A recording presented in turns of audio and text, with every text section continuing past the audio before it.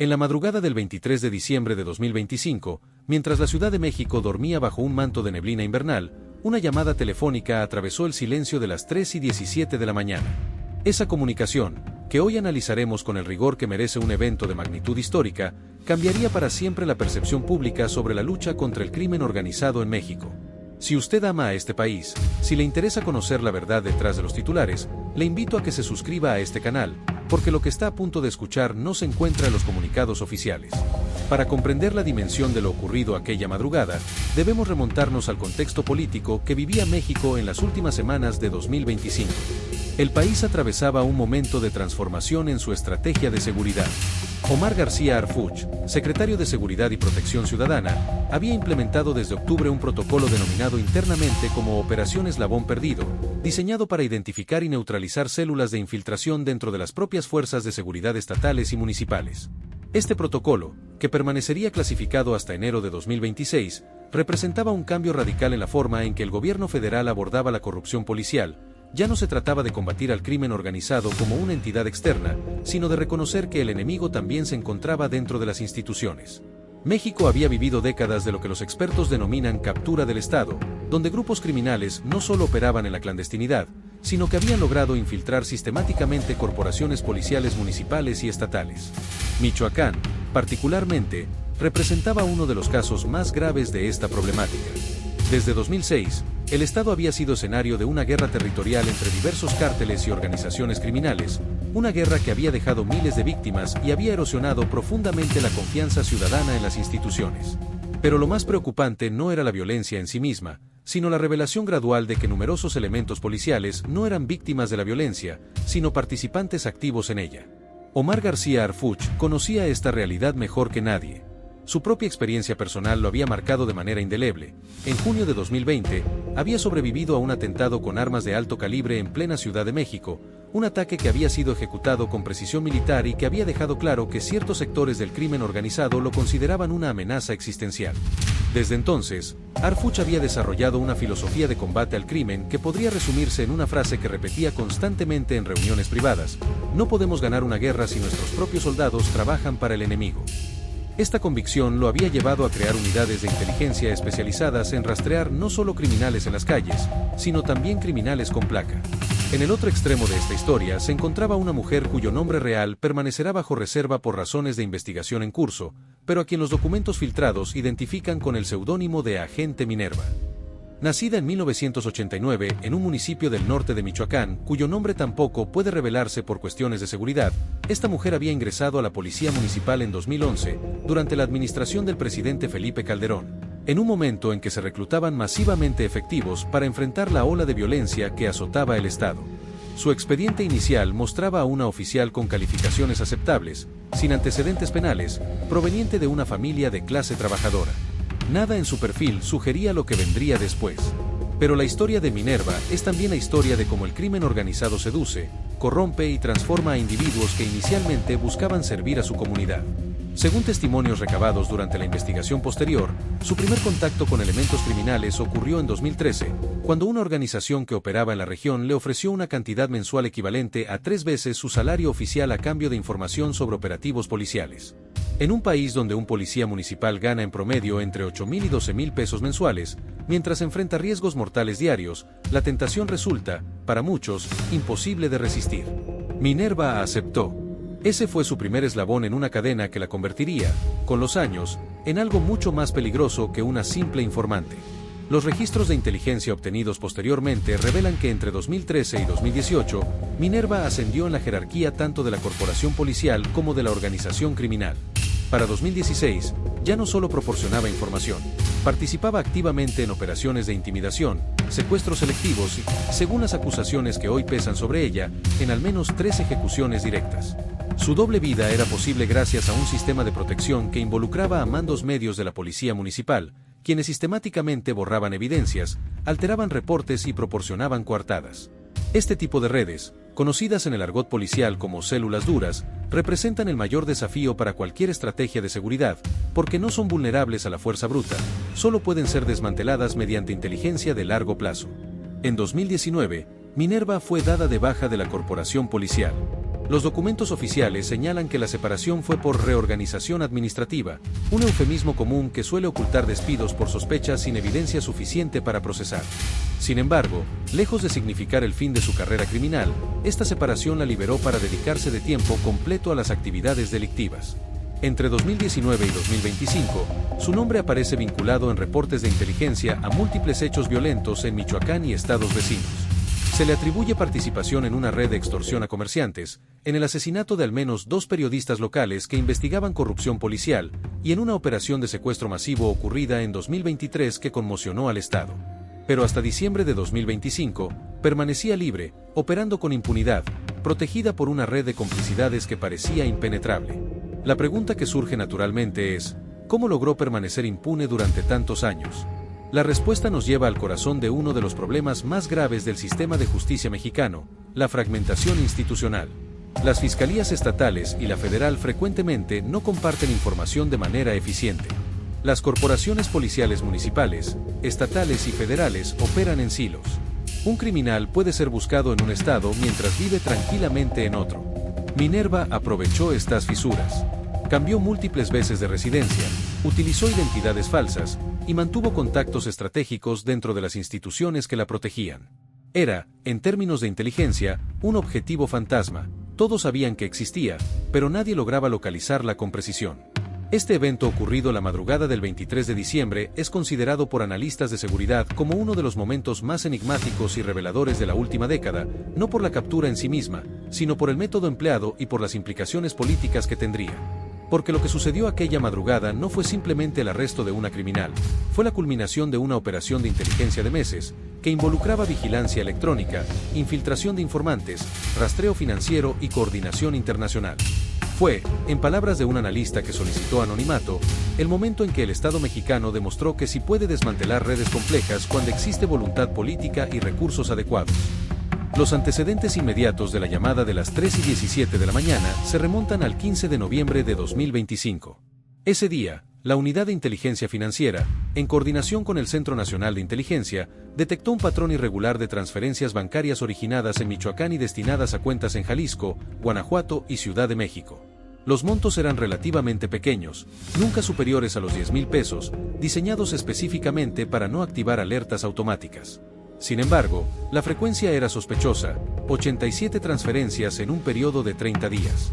El análisis de metadatos reveló que todas las cuentas receptoras estaban vinculadas a individuos con antecedentes penales o bajo investigación. Cuando los analistas rastrearon el origen, descubrieron que una de las cuentas principales pertenecía a un prestanombre vinculado con Minerva. Este descubrimiento activó el protocolo Eslabón Perdido. El 18 de noviembre, Omar García Harfuch convocó a una reunión clasificada en las instalaciones de la Secretaría de Seguridad.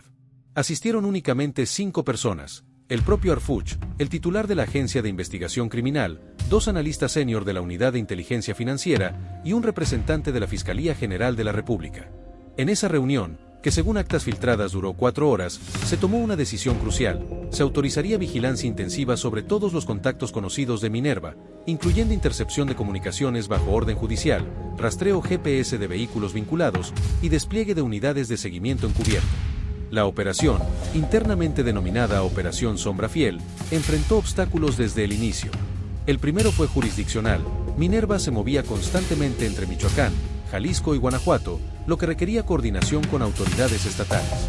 El problema era que no se podía confiar plenamente en esas autoridades sin riesgo de filtración. La solución fue radical. Se decidió mantener la operación completamente bajo control federal, informando a los gobiernos estatales solo en el momento de la captura. Esta decisión, aunque pragmática, generaría tensiones políticas posteriores, con gobernadores acusando al gobierno federal de violar protocolos de colaboración. El segundo obstáculo era más técnico. Minerva había demostrado ser extremadamente cautelosa en sus comunicaciones. Raramente usaba el mismo teléfono celular por más de una semana. Evitaba mencionar nombres específicos en conversaciones. Utilizaba códigos verbales que cambiaban constantemente. Los analistas de inteligencia tuvieron que desarrollar algoritmos especiales de reconocimiento de patrones para identificar sus comunicaciones entre miles de llamadas interceptadas diariamente. Fue un trabajo de hormiga, minucioso, frustrante, donde cada pequeño avance tomaba días de análisis. Entre el 20 de noviembre y el 15 de diciembre, la investigación avanzó lentamente. Se identificaron 6 ubicaciones donde Minerva había sido vista o había realizado transacciones. Se documentaron 23 contactos directos, incluyendo a otros 12 policías, 4 comerciantes que actuaban como prestanombres y varios individuos vinculados a organizaciones criminales. Se rastrearon 4 vehículos que utilizaba alternadamente.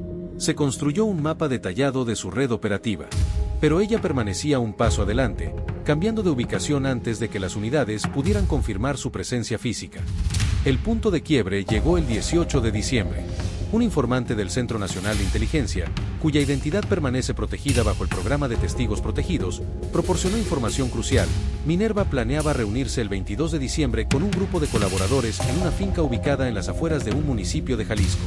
La reunión tenía como objetivo coordinar una serie de operaciones de extorsión contra comerciantes durante la temporada navideña, aprovechando que muchos negocios manejan efectivo adicional en esas fechas. El informante especificó la ubicación exacta, los nombres de algunos participantes, e incluso el horario aproximado, entre las 10 de la noche del 22 y las 2 de la mañana del 23. Esta información desencadenó una cadena de decisiones aceleradas. Omar García Harfuch tenía frente a sí una oportunidad única, pero también un riesgo considerable. Si la operación fracasaba, si Minerva escapaba nuevamente, probablemente desaparecería por completo, alertada de que era objeto de vigilancia intensiva. Si la operación se ejecutaba pero con filtraciones, podría resultar en un enfrentamiento armado con víctimas civiles o policiales. La decisión debía tomarse rápido, y debía ser perfecta. El 20 de diciembre, Harfuch autorizó el despliegue de una unidad táctica especial, conformada por 40 elementos de élite, todos con entrenamiento avanzado en operaciones encubiertas. La orden era clara: vigilancia continua desde el 21 de diciembre, intervención solo cuando se confirmara la presencia de Minerva en el lugar, captura prioritaria sin uso de fuerza letal salvo situación extrema. Se dispuso también de 2 helicópteros, 3 vehículos blindados y apoyo de drones de vigilancia con tecnología infrarroja. La operación se coordinó con precisión militar. El 22 de diciembre, a las 11:30 de la noche, las unidades de vigilancia confirmaron actividad en la finca. 5 vehículos habían llegado en el transcurso de 2 horas. Las cámaras de los drones identificaron movimiento de al menos 12 personas dentro de la propiedad. Pero faltaba la confirmación crucial: ¿estaba Minerva entre ellas? Los analistas de imagen revisaron frenéticamente las grabaciones, comparando rasgos faciales y corporales con las fotografías en expediente. A las 2:45 de la mañana del 23 de diciembre, llegó la confirmación: una mujer que ingresó a la finca a las 2:30 de la mañana coincidía en un 94% con el perfil biométrico de Minerva. Y entonces, a las 3:17 de la mañana, se realizó la llamada que cambiaría todo. Los registros telefónicos muestran que Omar García Harfuch marcó directamente a la línea encriptada del comandante de la unidad táctica desplegada en Jalisco. La conversación duró exactamente 4 minutos y 37 segundos. Aunque el contenido completo permanece clasificado, testimonios de personas cercanas a la operación revelan que Harfuch pronunció una sola palabra inicial: confirmado. La respuesta del comandante fue afirmativa. Lo que siguió fue una serie de instrucciones específicas: perímetro cerrado, corte de comunicaciones en un radio de 500 metros, intervención simultánea por 3 puntos de acceso, prioridad a la captura de Minerva, contención de los demás presentes sin enfrentamiento. La manera en que conocemos estos detalles es en sí misma reveladora. Yo, como historiador especializado en seguridad pública mexicana, tuve acceso a estos documentos a través de fuentes dentro de la Secretaría de Seguridad que solicitaron anonimato. Me contactaron en enero de 2026, un mes después de los hechos, expresando su deseo de que esta historia fuera documentada con rigor, porque consideraban que representaba un momento crucial en la lucha contra la corrupción institucional. Durante 3 semanas, revisé cientos de páginas de reportes de inteligencia, transcripciones parciales de comunicaciones, fotografías de vigilancia y testimonios de participantes. Lo que emergió fue un cuadro extraordinariamente complejo de una operación que combinaba tecnología de punta, inteligencia humana tradicional y una voluntad política que frecuentemente falta en este tipo de casos. El ambiente en la sala de crisis de la Secretaría de Seguridad aquella madrugada era de tensión extrema.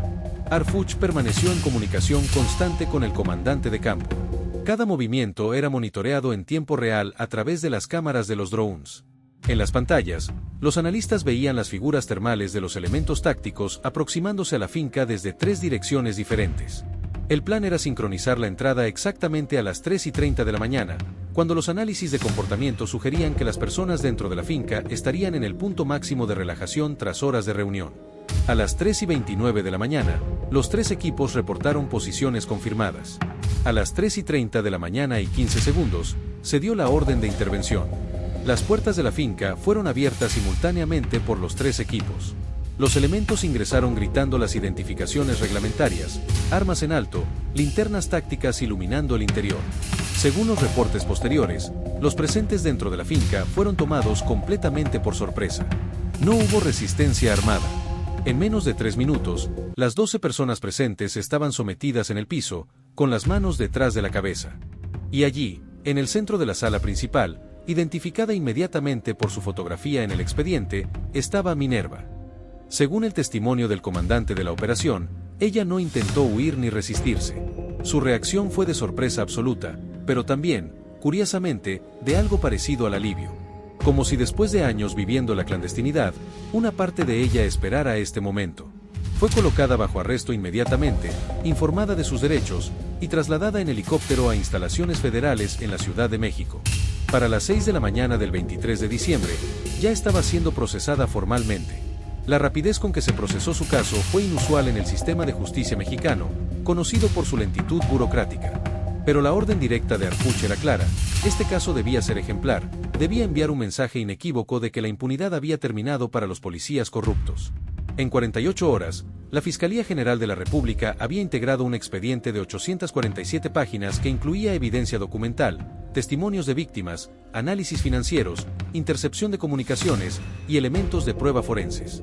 Se le imputaron formalmente 23 delitos, incluyendo homicidio calificado, secuestro, extorsión, traición al servicio público y asociación delictuosa. Lo que ocurrió en los días posteriores a aquella llamada de madrugada fue tan importante como la captura misma.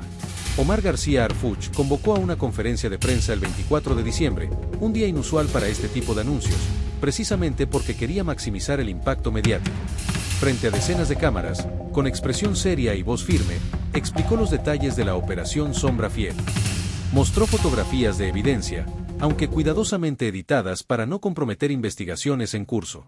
Reveló que junto con Minerva se había detenido a otros 11 individuos, incluyendo 12 policías más y varios operadores financieros de organizaciones criminales.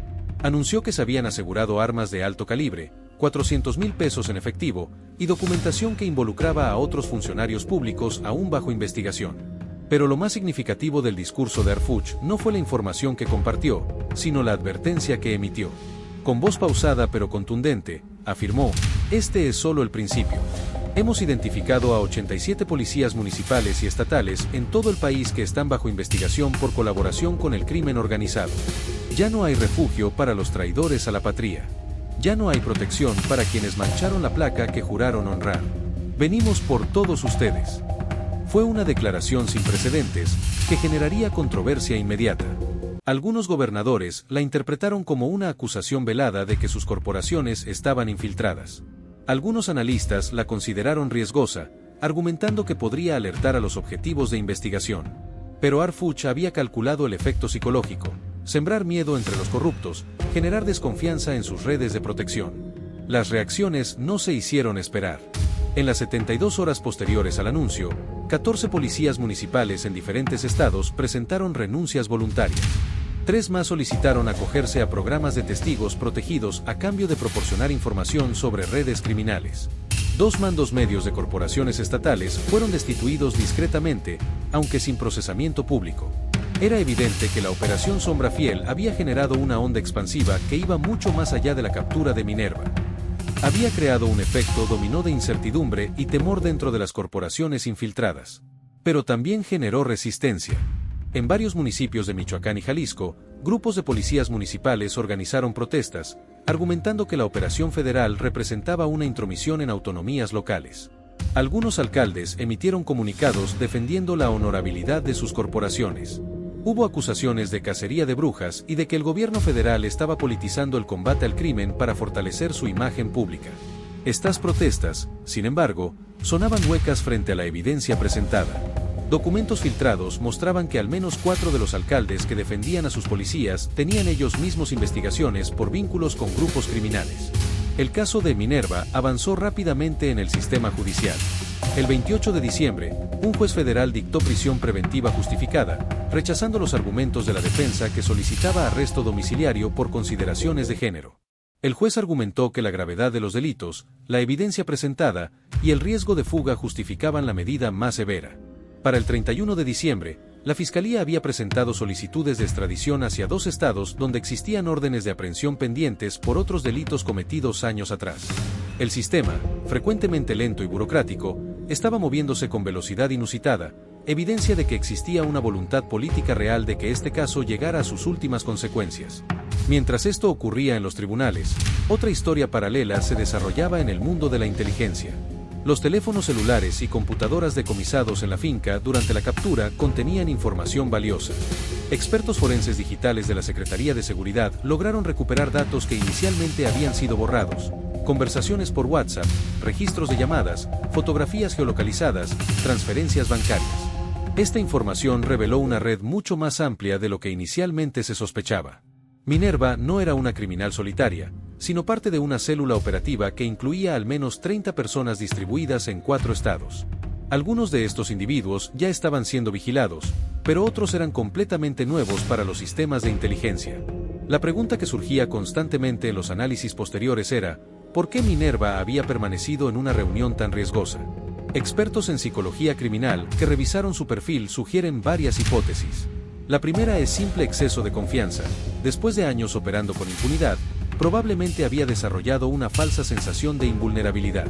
La segunda es que la reunión era demasiado importante como para declinarla.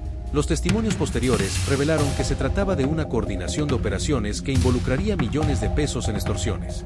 La tercera hipótesis, más psicológica, es que una parte de ella ya estaba cansada de vivir en la clandestinidad, de la paranoia constante, del aislamiento social que implica llevar una doble vida permanente. Esta tercera hipótesis encuentra sustento en las primeras declaraciones que Minerva realizó ante el Ministerio Público. Según transcripciones parciales filtradas, ella describió su vida como un infierno de miedo constante.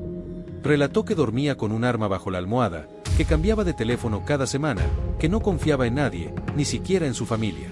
Describió cómo había perdido contacto con sus hijos, quienes vivían con su exesposo en otro estado, porque el acercamiento representaba un riesgo. Describió episodios de paranoia donde creía estar siendo seguida constantemente. La imagen que emergía no era la de una criminal endurecida, sino la de una persona atrapada en una espiral de violencia de la que ya no sabía cómo salir. Sin embargo, esta narrativa de víctima encontró poco eco entre los investigadores y la opinión pública. Las evidencias de los crímenes en los que había participado eran demasiado contundentes. Testimonios de familiares de víctimas describían su frialdad al ejecutar órdenes, su participación directa en torturas e interrogatorios, su papel en la desaparición de al menos 2 personas cuyos cuerpos nunca fueron encontrados. La compasión que algunos pudieran sentir por su situación personal se disolvía frente al catálogo de atrocidades documentadas. Como señaló un fiscal involucrado en el caso, ella tomó decisiones. Cada día durante 12 años eligió continuar siendo parte de esa red criminal. Tuvo múltiples oportunidades de denunciar, de alejarse, de buscar protección del Estado. Eligió la impunidad. El análisis histórico de este caso nos obliga a mirar más allá de los individuos específicos involucrados. Lo que sucedió aquella madrugada del 23 de diciembre de 2025 es sintomático de un problema estructural que ha plagado a México durante décadas: la erosión de las instituciones de seguridad desde adentro. Este fenómeno no es único de México, lo hemos visto en Colombia durante las peores épocas del narcotráfico, en Italia durante el auge de la mafia, en Estados Unidos durante la época de la prohibición. Cuando el crimen organizado alcanza suficiente poder económico y militar, inevitablemente corrompe a las instituciones que deberían combatirlo. La diferencia está en cómo el Estado responde a esta corrupción. Históricamente, México ha oscilado entre 2 estrategias extremas. Por un lado, la militarización del combate al crimen, donde el ejército asume funciones policiales, una estrategia que genera violaciones a derechos humanos y no ataca las causas estructurales. Por otro lado, la estrategia de abrazos no balazos, que algunos gobiernos han intentado, donde se prioriza el desarrollo social sobre el combate directo, pero que frecuentemente es interpretada por el crimen organizado como debilidad. Lo que la Operación Sombra Fiel representó fue un intento de tercera vía, combate inteligente, focalizado no en enfrentamientos armados masivos, sino en desmantelamiento quirúrgico de las redes de complicidad que permiten la impunidad. Esta estrategia tiene precedentes en la historia mexicana. Durante la administración del presidente Ernesto Zedillo, en la segunda mitad de los años 90, se implementó una operación similar contra la infiltración del narcotráfico en la Policía Judicial Federal, que resultó en la captura del propio jefe de la institución, el general Jesús Gutiérrez Rebollo, quien trabajaba para el Cártel de Juárez. Aquel evento generó un shock nacional sobre la profundidad de la corrupción. Pero el problema fundamental es que después del shock no hubo reforma estructural profunda. Las corporaciones fueron reorganizadas superficialmente, algunos funcionarios fueron procesados, pero las condiciones que permiten la corrupción, los salarios miserables de los policías, la falta de controles internos efectivos, la impunidad judicial, permanecieron intactas. La pregunta que muchos analistas se hacen hoy es, ¿será diferente esta vez? La captura de Minerva y el anuncio de investigaciones contra 87 policías más representan un cambio sistémico real, ¿o son solo otro episodio más en la larga historia de operativos espectaculares que no generan transformación estructural? La respuesta probablemente se verá en los próximos años. Si estas investigaciones efectivamente progresan, si los procesados son condenados, si se implementan reformas profundas en el reclutamiento y supervisión de policías, entonces podríamos estar ante un punto de inflexión histórico. Si, por el contrario, las investigaciones se estancan, si las condenas son simbólicas, si no hay reforma estructural, entonces esta operación será recordada como otro momento de indignación nacional que no generó cambio real. Comparaciones internacionales son reveladoras. En Colombia, el desmantelamiento efectivo de las estructuras del narcotráfico tomó décadas y requirió no solo operativos policiales, sino transformación judicial completa, reforma policial profunda, programas de reinserción y, lo más importante, reducción dramática de la demanda internacional de drogas. En Italia, el combate a la mafia requirió leyes especiales, protección efectiva de testigos, jueces valientes dispuestos a arriesgar sus vidas y una movilización de la sociedad civil que hizo inaceptable la complicidad. En México, históricamente, ha faltado esta combinación de voluntad política, recursos adecuados, marco legal efectivo y movilización social. Lo que hace particularmente interesante el caso de Minerva es que ella representa un fenómeno relativamente nuevo, la participación activa de mujeres en roles operativos del crimen organizado. Tradicionalmente, las mujeres en estas estructuras ocupaban posiciones secundarias, novias o esposas de capós, operadoras financieras, o en el mejor de los casos, administradoras de negocios de fachada. Pero en los últimos 15 años, hemos visto la emergencia de mujeres en roles de liderazgo y operación directa. Hay precedentes. Enedina Arellano Félix, quien lideró el cártel de Tijuana tras la captura de sus hermanos, Claudia Ochoa Félix, conocida como la emperatriz de los Antrax, Melissa Margarita Calderón Ojeda, la China, lideresa de sicarios en Chihuahua. El caso de Minerva se inserta en esta tendencia, mostrando que el crimen organizado es, en su perversión, un empleador de igualdad de oportunidades. Este fenómeno plantea preguntas incómodas sobre género, pobreza y criminalidad. Algunos análisis feministas argumentan que la participación de mujeres en el crimen organizado es una manifestación extrema de la búsqueda de empoderamiento económico en sociedades donde las oportunidades legítimas son limitadas. Otros señalan que romantizar esta participación como empoderamiento es obsceno frente a las víctimas de sus crímenes. La realidad probablemente es más compleja. Estas mujeres son simultáneamente víctimas de estructuras sociales que las empobrecieron y limitaron sus opciones, y perpetradoras responsables de decisiones violentas. Resolver esta tensión conceptual es importante porque determina qué tipo de políticas públicas se implementan, solo represión policial o también programas de prevención que aborden las causas estructurales de la participación criminal. El caso también ha reavivado debates sobre la pena de muerte en México, abolida constitucionalmente desde 2005. En redes sociales y programas de radio, numerosas voces han exigido que Minerva enfrente la máxima sanción posible. Estos llamados reflejan frustración social legítima con un sistema judicial percibido como demasiado leniente con criminales violentos. Sin embargo, la evidencia internacional es clara: la pena de muerte no reduce la criminalidad y su aplicación está plagada de errores judiciales irreversibles. México hizo bien en abolirla. El desafío es construir un sistema de justicia que sea simultáneamente humano y efectivo, que castigue proporcionalmente pero que también prevenga la reincidencia y proteja a la sociedad. Regresando a la narrativa de los eventos, en las semanas posteriores a la captura de Minerva, Omar García Harfuch enfrentó presiones políticas intensas. Varios gobernadores, particularmente de estados donde la infiltración criminal en corporaciones policiales es más severa, acusaron públicamente al gobierno federal de ejecutar operativos sin coordinación adecuada, violando el pacto federal. Estas acusaciones tenían un subtexto evidente. Muchos de estos gobernadores dependían de pactos tácitos con grupos criminales para mantener gobernabilidad en sus territorios, y la agresividad de las operaciones federales amenazaba estos equilibrios precarios. Harfuch respondió con datos. Mostró estadísticas de cómo en los estados con mayor autonomía policial también se registraban las mayores tasas de impunidad y violencia. Argumentó que el federalismo no puede ser excusa para la complicidad. Internamente, dentro de la Secretaría de Seguridad, la operación también generó tensiones. Algunos mandos medios criticaron la decisión de Harfuch de mantener la operación bajo secreto estricto, argumentando que podría haber generado mayor efectividad con coordinación más amplia. Otros, sin embargo, aplaudieron precisamente esa discreción, señalando que las filtraciones han saboteado operativos en el pasado. Este debate refleja una tensión permanente en las instituciones de seguridad. ¿Cuánta transparencia y participación es compatible con la efectividad operativa? No hay respuestas fáciles, pero el caso de Minerva sugiere que en contextos de alta corrupción, el secreto quirúrgico puede ser más efectivo que la coordinación amplia. Los días finales de diciembre de 2025 vieron también el inicio de una campaña mediática orquestada desde sectores vinculados al crimen organizado. En redes sociales comenzaron a circular narrativas que buscaban deslegitimar la captura. Se alegaba que Minerva era inocente, víctima de un montaje. Se difundían fotografías manipuladas que supuestamente mostraban inconsistencias en la evidencia. Se amenazaba con represalias contra los policías involucrados en la operación. Estas campañas, conocidas en el argot de inteligencia como operaciones de desinformación, son cada vez más sofisticadas. Utilizan bots automatizados, cuentas falsas y técnicas de amplificación viral para saturar el espacio público con información falsa. El gobierno federal respondió con una contranarrativa basada en evidencia documental, pero la batalla por la percepción pública continúa. Una de las revelaciones más perturbadoras que emergió durante la investigación fue el descubrimiento de que Minerva había documentado sus propias actividades criminales. En su teléfono celular y computadora, los investigadores encontraron fotografías y videos que ella misma había tomado durante operativos, incluyendo imágenes de víctimas en momentos de violencia extrema. Algunos psicólogos forenses consultados sugieren que esta documentación compulsiva refleja una necesidad psicológica de validación, un intento de demostrar poder y pertenencia dentro de la estructura criminal. Otros la interpretan como evidencia de sadismo. Independientemente de la interpretación psicológica, estas imágenes han sido fundamentales para el caso judicial, proporcionando evidencia incontrovertible de participación directa en crímenes específicos.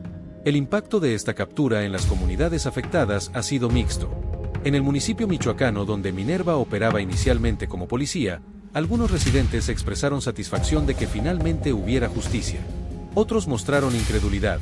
No podían conciliar la imagen de la policía que algunos recordaban patrullando las calles con la criminal brutal descrita en las acusaciones. Esta disonancia cognitiva es común en casos de corrupción policial. Las personas quieren confiar en las instituciones, y cuando esa confianza es traicionada, el shock psicológico puede ser profundo. Reconstruir confianza institucional después de estos eventos toma años, requiere transparencia sostenida, rendición de cuentas, y sobre todo, que casos similares no vuelvan a ocurrir. Para familiares de víctimas de Minerva, la captura representa simultáneamente justicia y dolor renovado. Varios testimonios recopilados por organizaciones de derechos humanos muestran un patrón similar: alivio de que finalmente la responsable esté detenida, pero también frustración de que su captura no devuelve a los seres queridos perdidos, no repara el trauma vivido. Una madre cuyo hijo fue asesinado en 2023 en un operativo donde Minerva habría participado, declaró a medios locales: "La quiero ver condenada, quiero que pague cada día de su vida lo que hizo. Pero eso no me devuelve a mi hijo. Nada me lo devuelve". Este testimonio encapsula la tragedia de la violencia criminal. Incluso cuando hay justicia, el daño es irreversible. Desde una perspectiva de política pública, el caso de Minerva ha reavivado debates sobre reforma policial.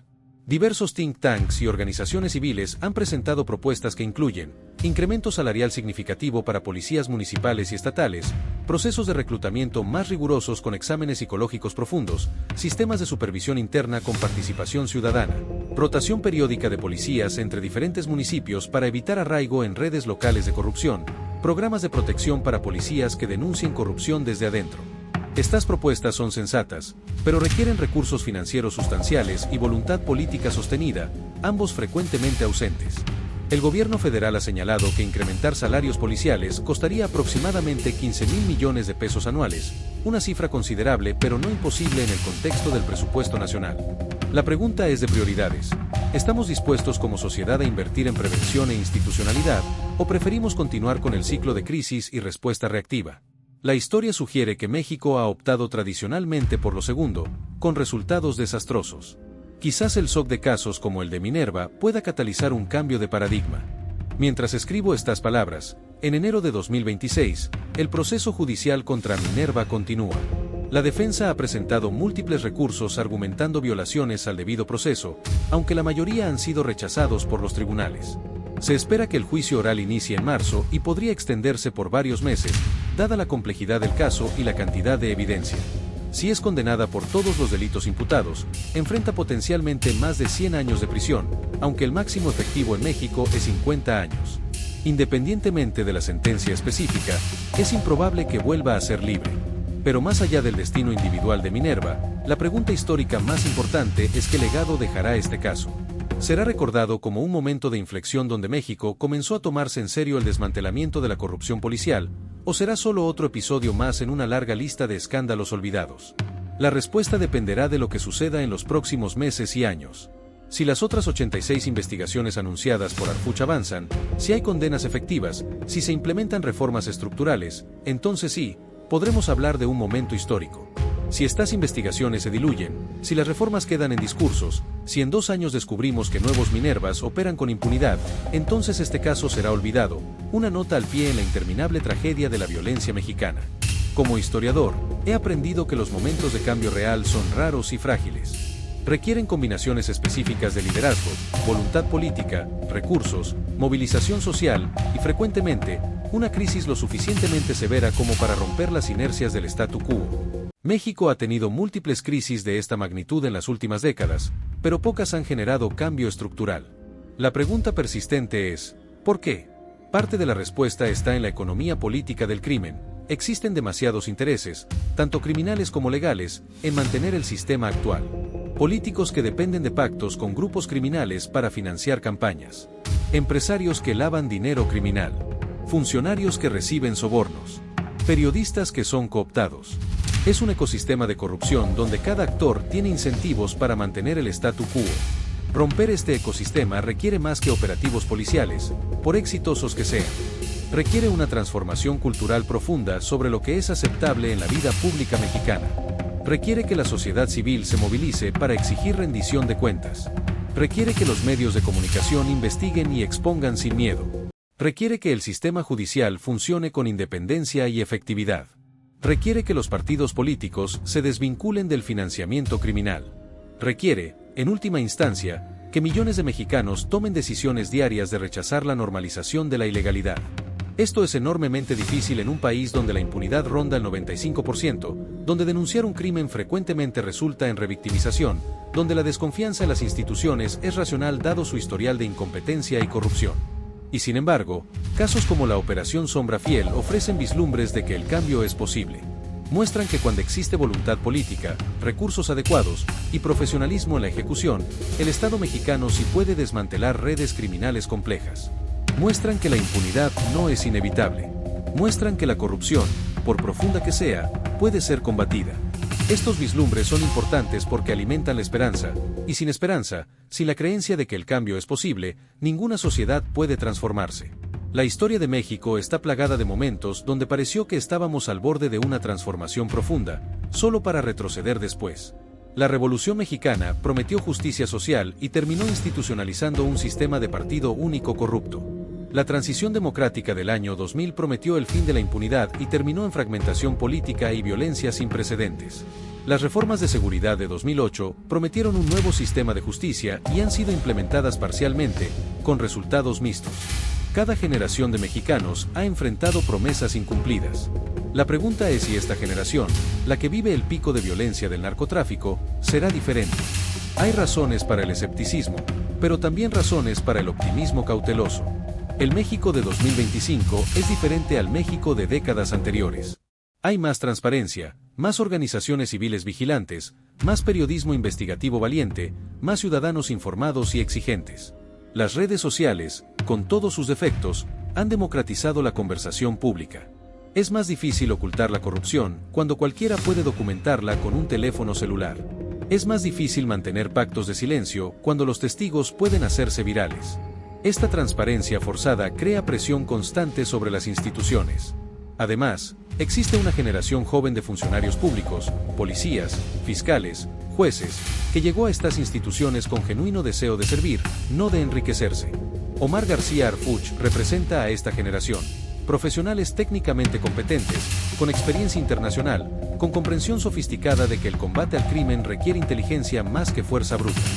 No son mayoría dentro de las instituciones, pero son una masa crítica creciente. Si esta generación logra consolidarse, si sobrevive los intentos de cooptación y violencia, podría ser el vector de cambio real. Termino esta crónica sin certezas definitivas, porque la historia que analizo aún está desarrollándose. El juicio de Minerva continúa. Las otras investigaciones anunciadas avanzan con velocidad variable. La situación de seguridad en México sigue siendo crítica. Nuevos escándalos de corrupción emergen constantemente.